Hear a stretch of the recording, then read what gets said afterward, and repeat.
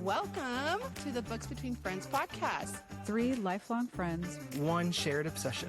Books. From epic fantasy to page-turning thrillers. We dive into the stories we love And the ones we just can't stop talking about. So take a seat, Grab a drink. And get cozy. All right, well, welcome back, book friends. Speaking of cozy, what is keeping you cozy these days? I'll go ahead and start us off here. I'm on break. That's cozy. Yay! So I am loving it. Just some much needed rest away. You know, it is hard for those teachers that start mid-year.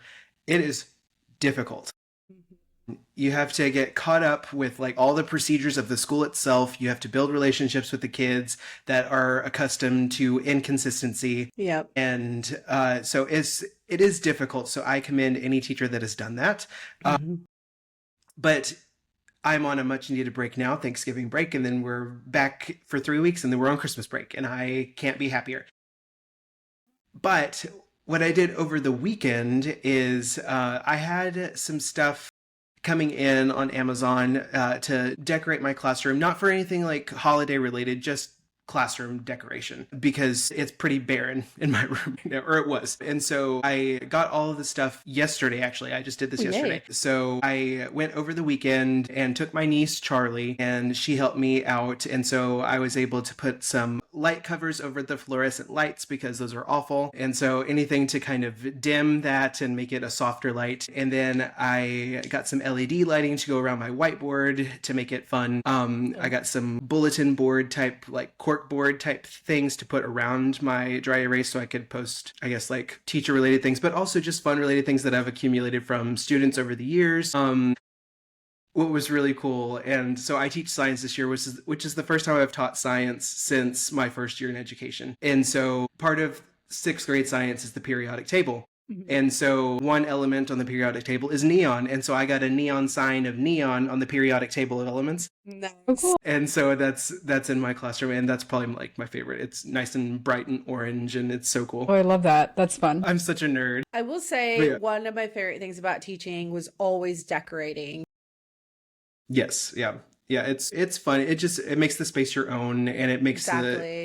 a warm environment for the kids to come into and learn that they actually want to go in there instead of just like, oh, I have to go in there again. So yeah, and it was nice just spending time with my niece. Like, she was helping. She was so helpful. She's so creative. She had ideas. Well, why don't you put it here? I think it would look really good here. And she was right. So That's awesome. Yeah.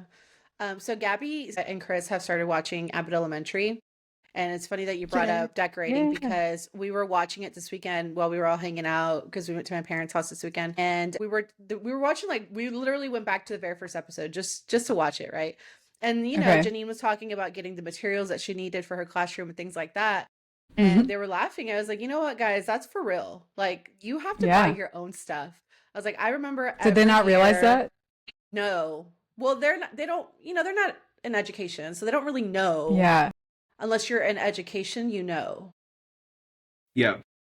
I guess it's because you guys are teachers. Like, I always knew that you guys had to, like, Yeah, because I told scrounge you about all up my things stuff. like thrift store books and stuff like that to put stuff together for your classrooms. Yes, Oh my gosh. exactly. Yeah. So I was telling her that. I said every year, every summer, I would go and buy a bunch of materials for my classroom, and everything that's in there was always mine. Like, it's not stuff that they give you.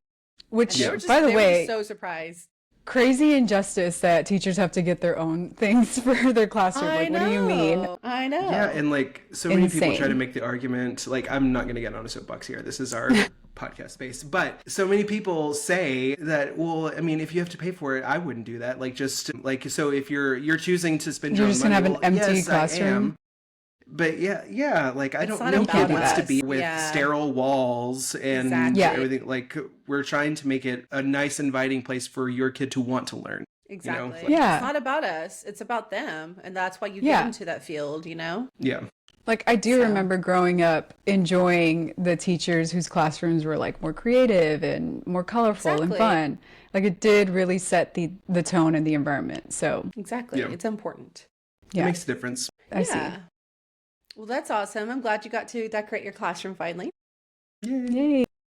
So what's keeping me cozy is I actually had a really great meeting with my professor, and it's been about a month since I've checked in with him. He's been busy, I've been busy, and then, well, actually it's been about 2 months because we were also waiting for like IRB approval, and that took like over a month to get. So like we really haven't checked in. So we checked in last week, and I'm still on schedule to graduate by May because he keeps Yay. wanting to push me to the summer, and I keep telling him no. I'm like, no, we're not pushing this date back.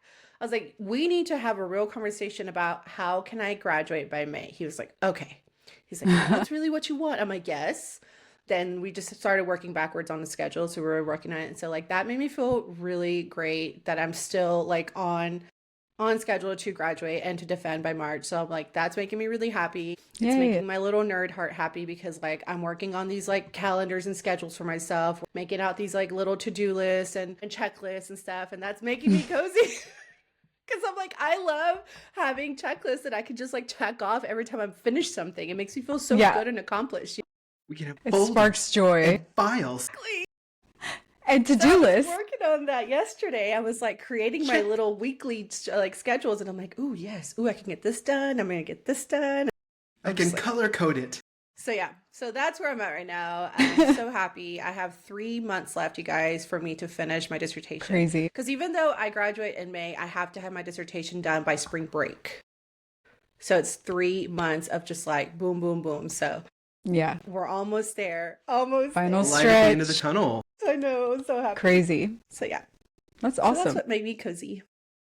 Ramirez. I know, almost there.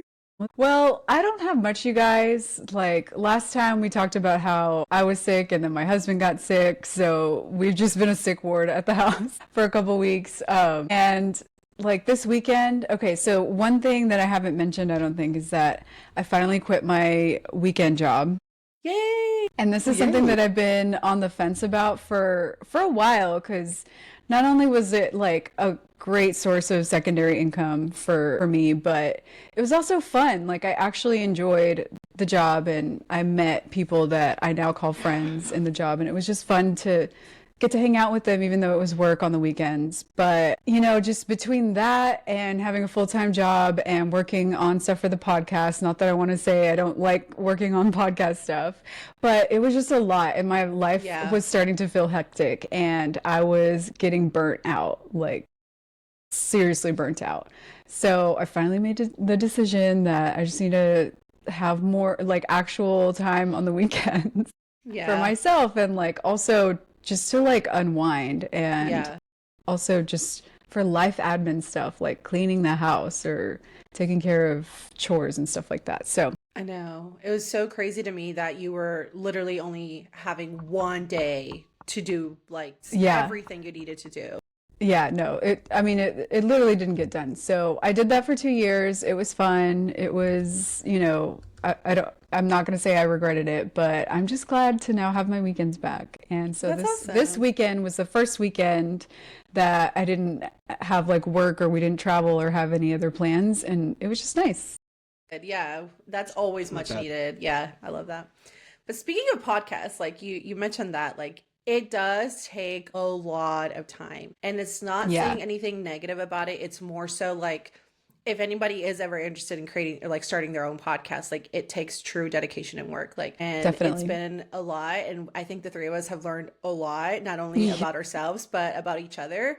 And I just like, I cannot believe that we're about to record our last episode of 2025, you guys. And we just started this in February. Like, that is freaking amazing. I know. It is, and it also feels like It's just crazy. yesterday that we started. I know.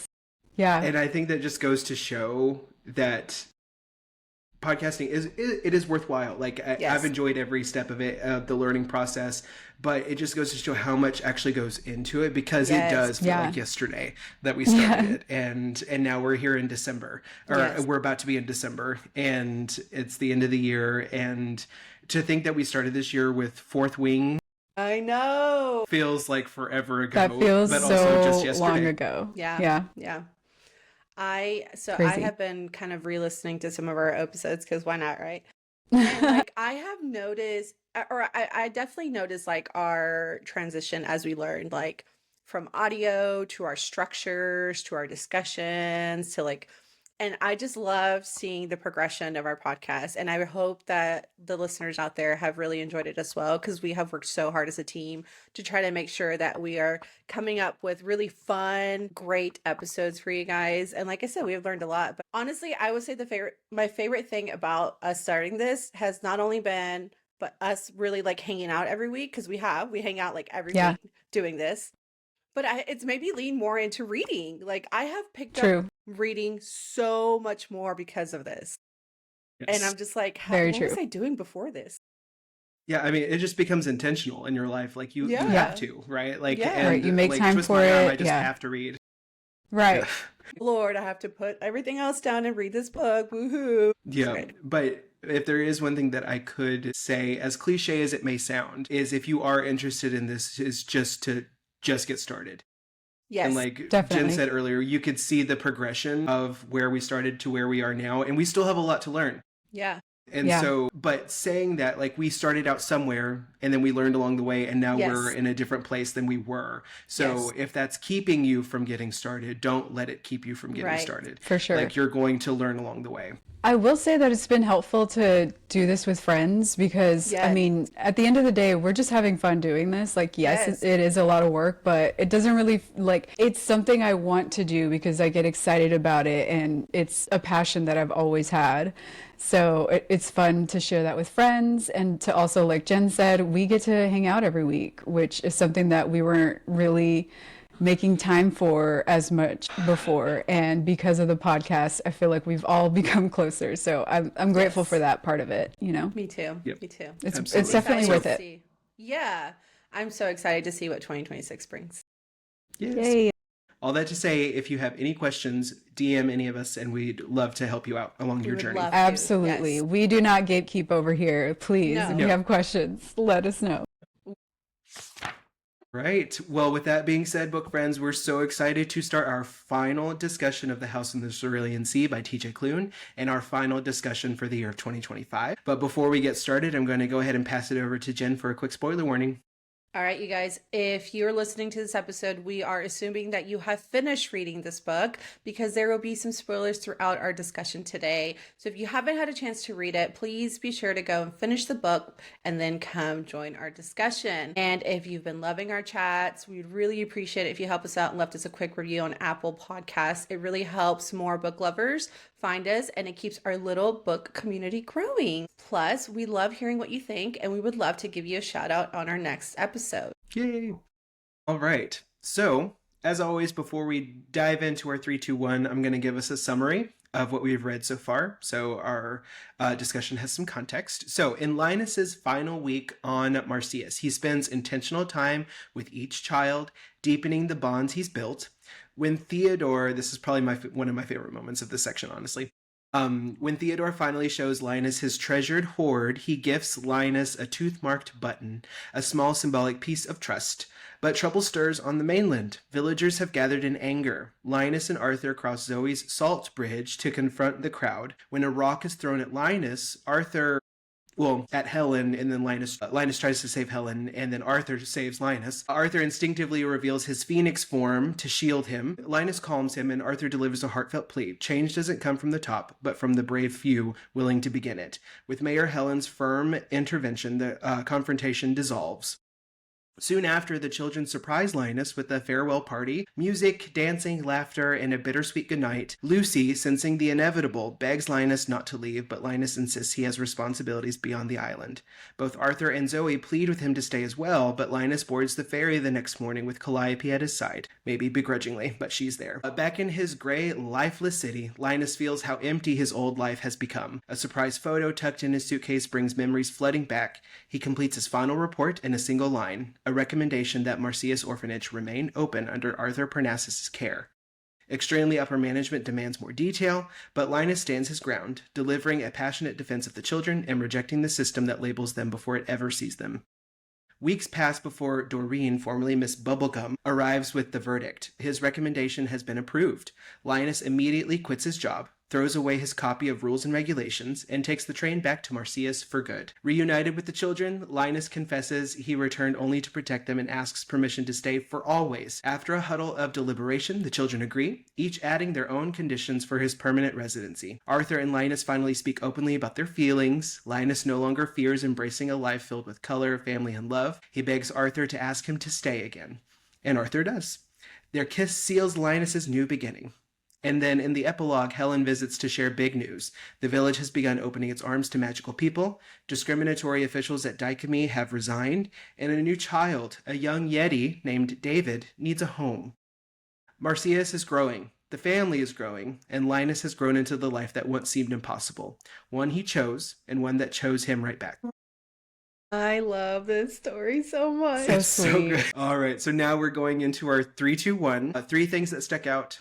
2 character moments that we vibed with, and then instead of our usual predictions and a question that I usually ask, we're going to give our final reviews for the book. So 3 things that stuck out. Back at y'all. Okay, so before I start my 3 things, I did want to point something else out because I was looking to see if you guys were going to mention it, but I saw immediately how literally the minute he left the island, it was like raining nonstop where he was like at home. I was like, here's Yeah. that imagery that Ethan was talking about in our first episode. It was just so vivid to me. Like I didn't catch that the very first time reading that, but I'm like, look how dreary everything went. Okay, sorry. That was not my first thing. Sorry for adding an extra one in there. So Linus's confrontation with extremely upper management, like I knew Linus was going to leave the island. Like I just had a feeling he was going to leave. I mean, for one, he was scared. I could tell he was scared about the way he was feeling. And even though he had a lot of growth throughout the story, there was still something holding him back. But honestly, he had to return, y'all. The way it happened, I don't know what would have happened had he not been there physically to confront extremely upper management. Right. So like I'm glad that I'm glad he did do it the way he did, but I love him for the way he stood up to them after they tried to accuse him of not doing his job, and the way he asked him to please stop calling it an orphanage, that it was a home. I was just like, my heart was so full the entire time. It's like, we need more Linuses in our lives to stand up for what's good, right? Right. And I love how he told them that he remembered every single name of every single child he's ever dealt with. And like, he even questioned them, like, do you even know the children? Like, do you know who they are? Right. Do you know what they love? And he started naming off every single one of them on the island, and like what they are, what they love, how, just like how they're growing. I just freaking love it. And I love how he called them out for the prejudice being their fault because of their stupid ideals. I'm so glad that he called them out for all that shit.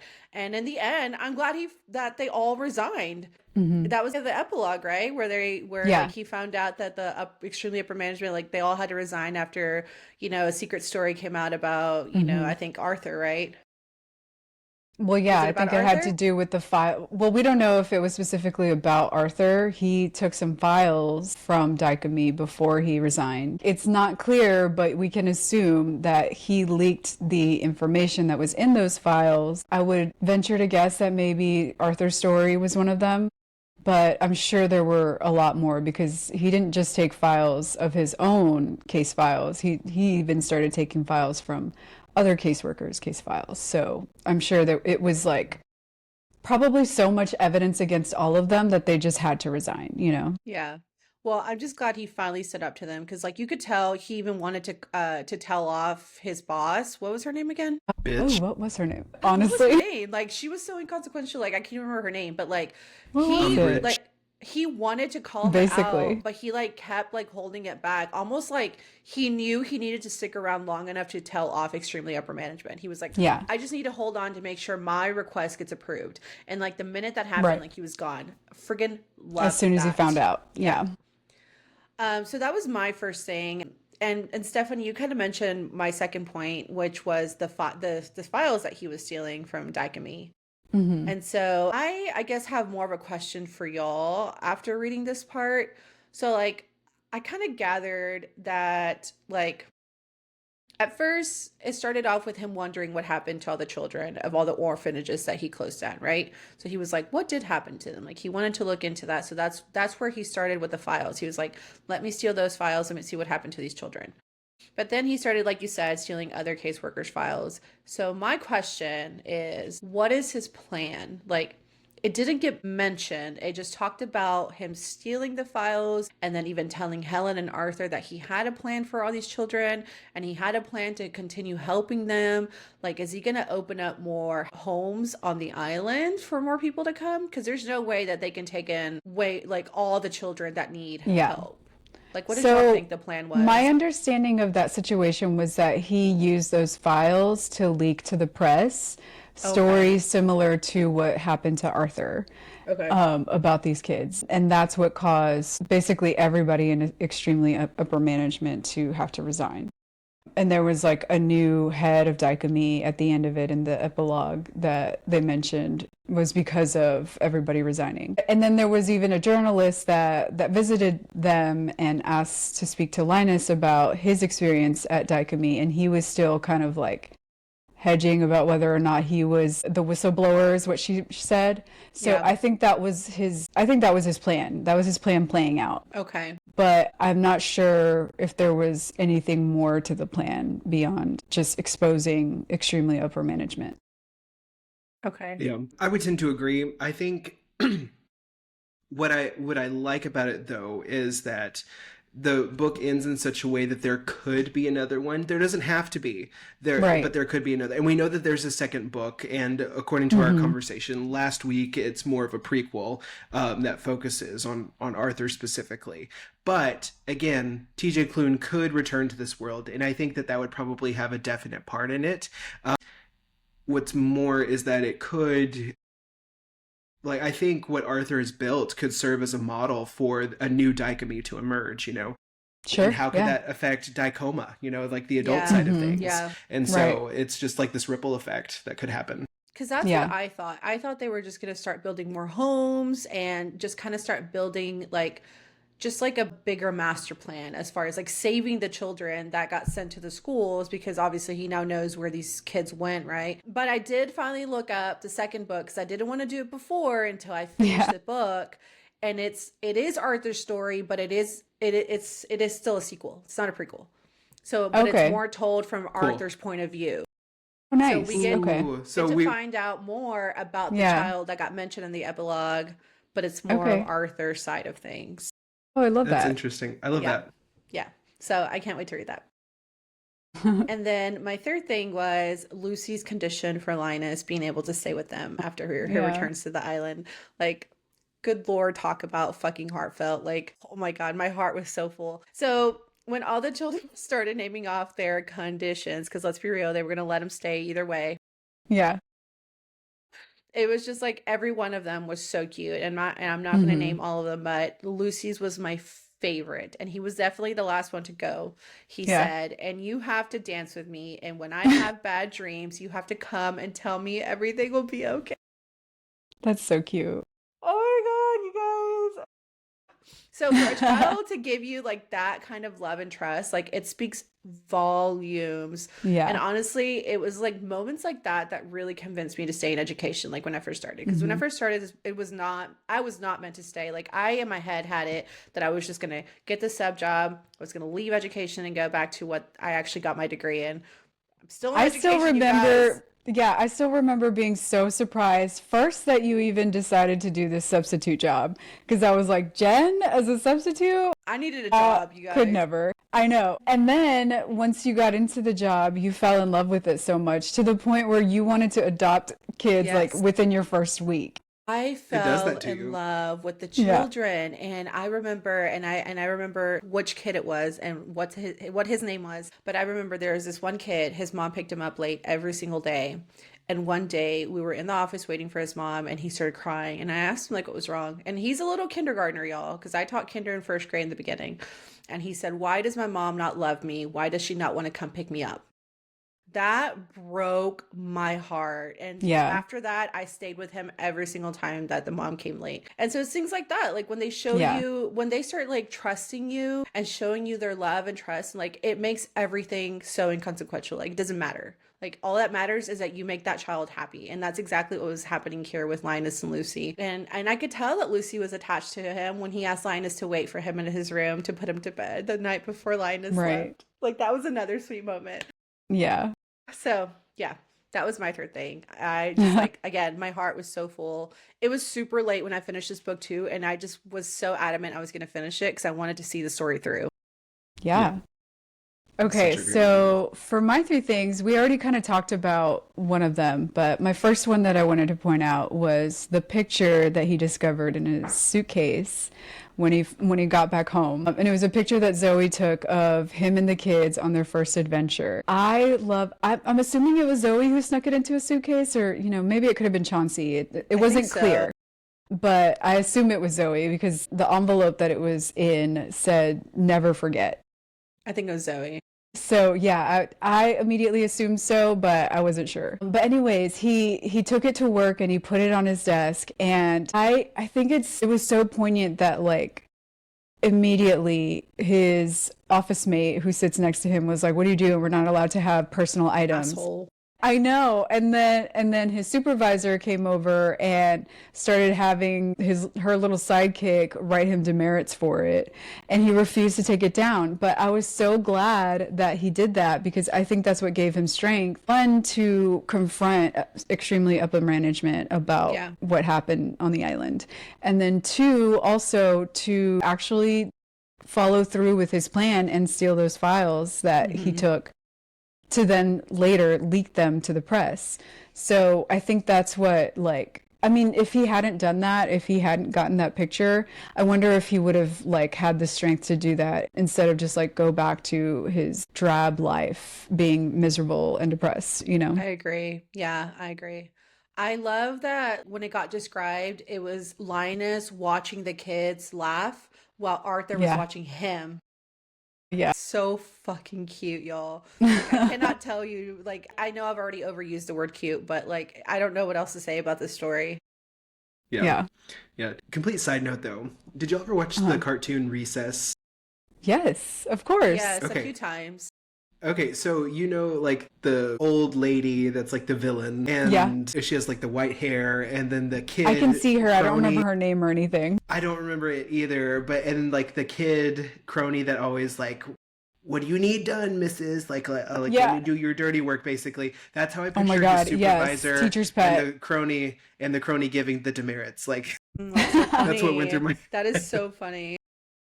Okay, Jen, I'm gonna send you a picture of this because this is hilarious. Like, I can see her in my head. As soon as you said it, I was like, I know exactly what you're talking about. That's exactly right. That's a really good analogy.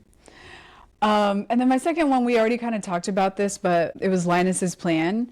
So my understanding of the plan was that he was taking these files in order to expose extremely upper management and, the fact that they have covered up stories like Arthur's. But my question in this section, or for like my point, is like, do we think maybe Arthur's file was one of them? Because Mr. Werner did send him Arthur's file, so I'm assuming he still had that in his possession. What do you guys think? I would think so, considering that didn't you say that reporter went out there? From what I remember, didn't the reporter want to talk to Arthur too? I don't remember her asking about Arthur, but I think she suspected that Linus was the whistleblower, so but he I would didn't assume confirm that. That you need something pretty big to make a lot of people resign, especially in higher power like that. True. So I would assume that is the story. Because honestly, y'all, like, I didn't even put that together. I didn't even think the fact that he leaked that. Like, I literally in my head was thinking, save all the children, let's build all these homes. That's exactly what I was thinking. I wasn't thinking, let's leak this to the press and, make sure that people know what Dicamy is doing. So, but if it made all those people resign, then I'm assuming that would have been the story to do it. Okay. Yeah. If that's the case, then I probably think that Arthur is in on it, because I don't think Linus would have done that without asking him first. Right. Yeah, that's so true. Yeah. And then my last thing, I just wanted to throw it out there because I didn't see this coming, but Zoe and Helen, hello. And it was such a small, like subtle moment too. Yep. Yeah, and Linus Completely nuanced. just like accidentally saw them kiss. So yeah, I didn't see this coming at all. I can't even think of like, was there any interaction with them? Like just them two? I can't even remember a moment, except for what Linus saw at the end. Maybe it was just all the times that like Helen went to the island when when Linus was gone. True. Maybe yeah. that's when it all sparked up. That could be But it. honestly, two really deserving people. No, yeah. Yeah. I very totally much so. ship them. Absolutely. I just like I hadn't even put that together. Usually I'm like, okay, who are we shipping here? Yeah. Yeah. I mean, if there's anything to be said about Klune, it is he's very proud about pride, and he will incorporate that as much as he can. Wolf Song is one of the gayest books I have ever read in my life, and the whole series is that way. So yeah, it didn't surprise me, I guess, when the first time I read it, just like, okay, like he needs something else, but it surprised me that it was just two characters that we don't really see a lot. And I think that's honestly what made it so effective. Yeah. Right, yeah, because like you said, Jen, it was just like so fleeting and quick. But then like once it sunk in, I was like, I love that for them. I Okay, love good. that. Yeah. Two just really great people that are just looking out for others, Mm-hmm. Well, honestly, Ethan, like because I'm on a book ban until 2026.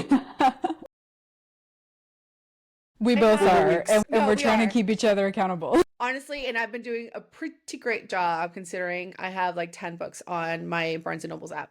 But Oh my one of the God, ones yeah. I know, it's terrible. One of the ones I added was Wolf Song, because now that I've read like this book, I love TJ Klune's writing. I love the story that he wrote. And I'm sure it's not going to be exactly like this. I know that. But I love the story that he gives. And so I'm just like, I know Ethan's been telling me about this, and I did read Red, White, and Royal Blue. So like I'm getting towards the list that Ethan has been giving me for the past few years. We're making But our Wolf way Song is through it. next. Yeah, but Yeah. Wolf Song is Okay, next. so my three things. I liked that there was a realistic reaction from the mainland. Like, I don't like the mainland to F off, like a lot of Right. those people. Yeah. But I mean, not I all liked of that them. it was realistic. No, not Yeah. all of them. Helen, we Yeah. love Helen. We love J-Bone. Yay. Yeah. We love the ferryman in his own way. Because honestly, I think he's indifferent. He just wants money. Yeah. Yeah. So I liked that the conflict was realistic as it can be in a fantasy novel, and that it wasn't completely resolved by the end of it. Yes. Like there's still some grumblings. They're becoming more accepting, but some Right. people are still uncomfortable. Yes. And like many characters have said throughout this whole book, is that change takes time, Yes. and how you can't get more realistic in the real world than that. Like Yeah. the things that we want Right. most in life take time, and change takes time. And so I thought that was just kind of a clever way of, getting this back to, reality in our own lives. I did. Yeah. I totally saw the conflict coming. I mean, like you said, it was bound to happen, and I'm glad that it did happen. And I'm glad that that was actually the kind of segue into Arthur exposing who he really was. And that he did it to protect Linus, right? Because, somebody was trying to throw a rock at him. So like him exposing himself as a phoenix was such a badass moment. Loved it. And I love that Linus was the one who brought him down. Like, okay, that's enough Yeah. now. Like, come back. I'm like, Yeah. That's enough of that. yeah. I was like, stop it. Calm them anyways. down. But yeah, that was a really good moment, and it needed to happen. Yeah. Agreed. And then again, the mainland. When Zoe felt them kind of congregating on the mainland, and she went on alert, I was like, oh, I remember reading that for the first time. I was like, oh shit, what's happening? Like things are about to happen. And then Arthur immediately walks into the kitchen where they are. Yeah. And he also she sensed something was- too, right? Yeah, she was like, oh, you felt it too. And he was like, yes. And then of course, Lucy knows something's up, but they get him out of the kitchen and tell him to get the other kids and, kind of keep them out of the kitchen. And he's like, all right, whatever. And blah, blah, blah. And like, you won't tell me what's going on. And when they were discussing the next plans, like what's going to come next, Zoe was like, you know what? You should stay here. I'll go. He was like, no, we've talked about this. And I was like, oh man, that's so sad that they have to have a plan like that. Like, Yeah. we always knew that this could be a possibility is what he said. that something like this could be a possibility. And so he went through the plan. He's like, if, I don't return, you're going to go here, you're going to shroud the whole kids in like the whole forest or whatever. Like, this is what we're doing. Like doomsday-ish, Yeah. of their plan. And I was like, those kids are so loved. Yeah. Most kids don't know how loved they are. Yeah. But I think these kids, they know it and they appreciate it for what it is. Yeah. Because what Lucy says later on in the book, he's like, we all know about Arthur. He hasn't told us yet, but we all know. Yeah. Yeah. And so like they're perceptive. I mean, all kids are perceptive. Yeah. They know what's going on. But they know how much they're loved. And I just love that. I good. was wondering, was there like a ward put up where like it triggered that, or did Zoe just know because she's the island sprite? It seems like they just had some sort of like sense about it, and they were able to sense that this was happening on the shore. And then like it doesn't get brought up a lot, but at one point, or maybe a couple times, they mention how Arthur kind of seems to know where everybody's at on the island, even though he's not. Yeah. He may not be around, So like it just might be part of their magical powers. Okay. Yeah, I was wondering about that. Mm-hmm. Yeah, I didn't think about it at first. Well, like with Zoe, I was like, of course, she's the island sprite. Like she knows. Right. She can tell. But I did wonder about Arthur, but that makes more sense now that you bring that up too. Maybe it's just a gift that a phoenix has, Yeah. Because he just like kind of barged into the kitchen, and Zoe could tell like you felt that, right? I mean, we don't know much about phoenixes, so yeah, I guess that's true. They're very rare, so yeah. Yeah. And then the third thing that stuck out to me, again, was on the mainland, and it is when Arthur reveals himself to protect Linus. Mm-hmm. Had Linus not insisted on going with him, yeah, it would be very interesting in my mind if it had turned out okay. Yes. Right. I think the only reason that it did go as smoothly, quote unquote, smoothly as it did was just because Linus was there. Yes. And agreed. He was the one that things got kicked off with. Like, he was immediately on the scene as soon as they got out of the car. He's like, what is the meaning of this? Like, tell me what's going on. And he was just pointing at all the holes in their arguments. Yes. Right. And he was the voice of reason, even when things were very much heated. Yeah. Right. And I thought it was going to be flipped. Like, I thought that he was going to lose it. I'm sorry. I thought that Arthur was going to lose it, but I think he would have. Yeah, but not. He was close. I thought he was going to like lash out. Oh, okay. Yeah, so, like something bad would have happened. Right, and people's fears would have been proven right. That's the ultimate. Yeah. That's the ultimate worst case scenario. So I thought he was still going to do something like that, but I liked how Linus was there, and he was the voice of reason throughout the whole thing. Yeah. He was the voice of reason with the people. He was the voice of reason with Arthur, and enough to calm him down and get him out of his phoenix form. Well, and that's the second time he's done that, because like he did it at the ice cream shop. He did it there, and so it's like they just complement each other so well, which is something that that's what I wrote. Love about them. Like I love that about them. Yeah. I do love that Linus was like, so let's say you guys did make it to the island. Were you going to hurt the children? Were you going to kill them? Like, what was your plan here? Like, I love that he just like quickly called them all out for their dumb shit. Like, they calm down. Like, calm down. And then also like Marty with his dumb ass stole that neck brace from Helen to try to make it seem like Lucy actually hurt him worse than what had actually happened. And that riled up everybody else who came picketing or whatever. Yeah. And this was a perfect scenario of not thinking it through with Marty. Right. Like, are you kidding? You didn't think that Linus was going to reveal what really happened that day, like on why he lashed out the way he did.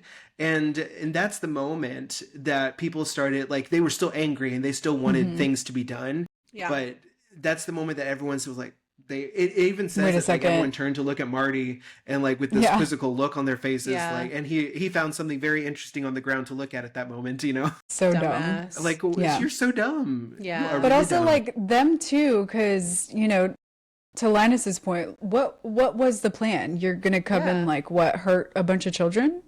Is that your plan? Yeah, they're kids. Like, you Yeah, weren't when just you're gonna show confronted up- with your stupidity, like, what are you gonna do? Exactly. Yeah, there's nowhere to run. That was a Right, really great yeah. moment. Yeah. All Good right. Lord. So I know, right? Those were our three things that stuck out to us. Now we're going to go into two character moments each. And like I said last week, this is where we got into like we've already been in our feels, but I Yeah. think this is where it's even going to be more so in our feels. So Oh my I'll gosh, go ahead and get yes. us kicked off. Oh my gosh. So, I wanted to talk about two characters that I felt like didn't get talked on enough. And I really wanted to just bring up two happy moments that these characters had in these 5 chapters. So one of them was Theodore. Oh my gosh. Whenever this happened, I was just like, oh my, he's never done this with anyone. So I was just so happy. So there was a moment, a scene where Theodore was like, and I also love that Linus can understand Theodore now too. Like, that's how much Right. he's actually paid attention to the children and connected with them, right? Now he understands his little chirps and stuff. Mhm. But I love that Theodore asked Linus to come with him, and he wanted to show Linus his hoard. And like even Linus was just like, oh, are you sure? Like, are you sure this is what you want? Like, just very much surprised that this is where it was going, because this was the week before Linus left. So, you know, I felt like he was just making all these like extra connections that last week. I feel like Mhm. it was maybe the kids trying to get him to stay, right? Yeah, probably. And so when he looked at the hoard, I was just like in tears with what was actually in there. So fucking sweet. Like, he had a piece of Sal's poem. He had a part of a flower from Talia's garden. He had a leaf that Fee grew, a picture of a bellhop from a magazine from Chauncey, a picture of Arthur, and a piece of Lucy's broken record. And then he had all the buttons that Linus had given him. And so it was just such a sweet little hoard. I loved it so much. And I love that he gifted Linus that like button back, the very first one that Linus gave him, and had like a little indentations of his fangs on there. I just almost freaking lost it with cuteness overload, you guys. Like, again, I have overused the word cute, but it was just such a great moment, and I just wanted to be sure to bring that up because I feel like Theodore doesn't get really talked on enough, you know? I know. This is the moment that I remember the most when I read this book again. And I can't wait to get to this part. Like, I love this moment because you don't get, like, to your point, you don't get Theodore a lot, but his character is so impactful here. Yes. And it just goes to show like how much of a family they actually are, because that's what Theodore values. Like, that is why his hoard is there. Like, he only fills his hoard with things that he values the most. And to say that that's the environment that Arthur has created for them and that he feels safe enough to do so, that's really cool. But you know, it also kind of just speaks volumes a lot on Linus too, because he has been living with these kids and with Arthur for a long time, and they still haven't seen his hoard. Right. So for him With to like Arthur, right? You mean Arthur? Yeah, Arthur and the kids, they haven't seen Theodore's hoard. So for Theodore to do that with Linus in such a short amount of time, like, you can tell just how much impact Linus had on them. And I'm just like, Linus, you're just such a and he good still left. guy. Yeah. He needed to leave.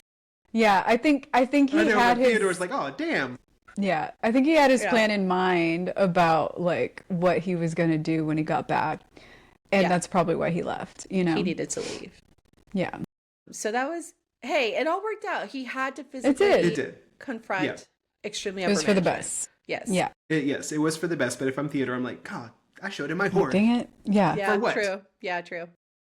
Well, it's funny, like, everybody knows where he keeps his hoard, but yeah, he doesn't just show it to anybody. But nobody violates that privacy. I know. It was like, and that's also something that's worthy enough to be pointed out, is that they all know where it is. They could easily, like, it's under a couch, you know, you could easily lift up the slip, and no one does. They leave it undisturbed. I think that's so like, cool. oh, it's his hoard. Yeah. So my second character moment is Chauncey.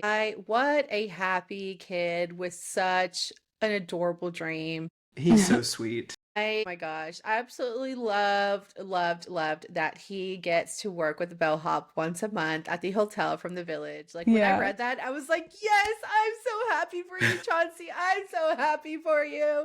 Because I mean, Was that's it like, yeah. Was it when he got the notice that he was going to get to work there that he like liquefied? yes. Was that what made him liquefy? That was so funny. I mean, honestly, like that's it. That's like my whole character moment. I'm just happy that he's happy. Literally. Yeah. That's all I wanted to bring up because like he deserves nothing but happiness with how much he shares it with his own family. He Mhm. deserves to not be viewed as a monster, but as someone who just wants to help and he just wants to be Yeah. useful to everybody, you know? I love him. I love it's how he's so different from everyone else, Yeah. but he still has something that he can bond with Arthur because considering both of them don't really know where they come from. Right. Or I guess Yeah. all of them really, but I mean, well, Lucy Mhm. knows where he comes from, but Yeah. it's just that's something that he can still find common ground with. Mm-hmm. True. Okay, so mine, we already kind of talked at length a little bit about one of mine, but the other one I wanted to talk about came in chapter 18, and it was when Linus gets back home. Of course, he has that nosy neighbor, Mrs. Clapper, who gosh. keeps Mr. going Baker. on. Yeah, so she had paid to get his, what was it, his sunflowers removed from his lawn because she said they had died. And anyway, she was like, I hate her for that. talking about that, and Linus was obviously getting annoyed at her because she did that, and she starts yapping about the resale value again, like she had to get those sunflowers taken out because of the resale values of the homes. And so he claps back at her, and it just kills me, and I wanted to bring it up. It was so funny. He says, "Are you planning on selling your home?" And she goes, "No, of course not. Where would I go?" And then he says, "Then why in God's green earth do you care about the damn resale value?" Exactly. Finally, God. Yes. Linus. Oh my God. I just love how saucy he gets. He, like, the way he doesn't just, like, roll over when people push him. Like, if you push him enough, he will clap back, and it will be so good. So, that's my favorite part of him. But that was like new Linus. Like even in the beginning, he wouldn't dare say anything back to her. He wouldn't dare say anything back to anyone. Yeah, that's true. He never really, well, not to anyone. When he was Not on in the the island, he beginning. was. But yeah, when he was like at home in his own environment, yeah. But you can tell what his trigger is because it's getting in the way of something that he cares about. True. True. Because Yeah, that's he what it would is. clap back before he got to the island if someone got in the way of his job. That's what he cared about. That's true. And so he would clap back at that. He claps back at the mainland because they're, Harming the insulting the children, yeah. and they have Right, the prejudice. yeah. And And now he he's cares so clapping much back about here them. because, he's just annoyed at this point because he cares Yeah. about being back at the island, but he just doesn't know it yet. Yeah. Right. But yeah, that was such a good moment. I loved it. Yes. And then the other one I mentioned was what we already talked about, that confrontation with the villagers. I just love, again, what we talked about.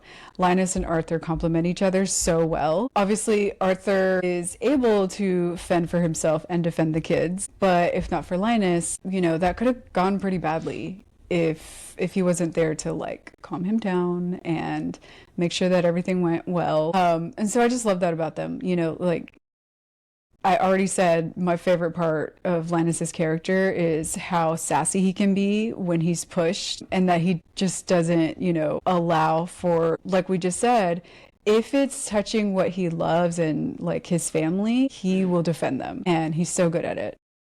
I wonder how much Arthur would lean into his Phoenix had Linus not been there. Like, does he turn into does he go straight up animalistic and loses all humanity, Like I'm wondering about that. Like I'm just curious. Well, I don't even think it would have happened, period, had Linus not been there at all. And while on the surface that might seem like a good thing, this conflict was very much needed for both sides to move forward and to grow on both sides. So had Linus not entered the picture at all, I don't think any of this would have happened, period. Yeah. Because Arthur would have just kept them on the island. Well, and Arthur did say he felt free when he let his wings like grow like that. Right. So happy. Okay, so my two moments, Linus is the first one here. And I know we talk about Linus all the time. He is the main character here. But it is the small things in this section. Some of them we've already mentioned. But it's the small things in this section with Linus that he can understand Talia and Theodore when Talia is speaking Gnomish. And when Theodore is chirping at him. Like, he can understand them. And I just, like, that just really shows how much he's been become part of their family already and how much he wants to be there. But, you know, when you're stuck in your own little world for so long and things are so dreary for so long, anything good that comes along can be scary, because if you go down the path of actually wanting it, it means it can be possibly be taken away. Yeah. And I think that's really, if we get down to it, I think that's really what held him back. Yeah. From just wanting to take Arthur's offer the first time he offers it to him, you know, to stay. Yeah. Yeah. And the second thing I just wanted to point it out is Lucy. I think it's a beautiful, wonderful, lovely, cute irony that Lucy was the reason that he never wanted to set foot on the island. And yet he's also the reason, at least the way I see it, he's also the reason that makes him realize how much he belongs there and shouldn't leave. Lucy, the child Antichrist, trusted him enough to fall asleep in his arms. And Linus treated it like it was just any other child, and that shows how far he has come and overcoming his own fear and prejudice. Yeah, you know, and he had to realize that he had it too. Well, and then there was a moment where extremely upper management like questioned, would you trust, or something about like, would you leave children locked up in a room with Lucy? And immediately he was like, yes, I trust him. Like, I trust him and Arthur. And it was like immediate, like there was no hesitation, because like he sees Lucy for who he is, which is a loving child. Like, he's sarcastic. Has nightmares, you know? Yeah. Huh? He's like any other child that has nightmares, you know? Exactly. Yeah. And it's just like, okay, he's sarcastic with the Antichrist, you know, comments, but they're hilarious. Like, they are hilarious. Just like he doesn't truly mean them. Exactly. Just lean into the comedy. You'll be fine. Yeah, it's just funny. Yeah. All right. So those are our two character moments, and now we're jumping in to our final reviews. So for me, this was easily a 5 stars. Like, there was honestly no doubt in my mind that I was going to rate this book 5 stars. Like, sometimes when I'm reading a book, I don't want to immediately give it a rating, because like sometimes, you know, the ending kind of just ruins shit for you. But I knew from the beginning, like, I enjoyed this book from start to finish, like everything about it. I fell in love with every single character, and that's really hard for books. Like, there's always going to be 1 or 2 characters that I don't like, or that I thought was too stubborn, or that I thought, you know, just like didn't fit with the story. But this characters that we're supposed to like. Yes. Yeah. Yes. Characters that we're supposed to like. You're right. But with this one, I loved every single one. Even Mrs. Clapper, like, she just fit so well into that story of who she was as the neighbor, right? And this book just really tugged on my little educator heart. Like, I just felt so connected to the children. I wanted to go in and protect them myself. I was like, let me go to the island and protect them and adopt them and like be there for them. And my heart just felt full the entire time I read it, and I just kept wanting more the more I read.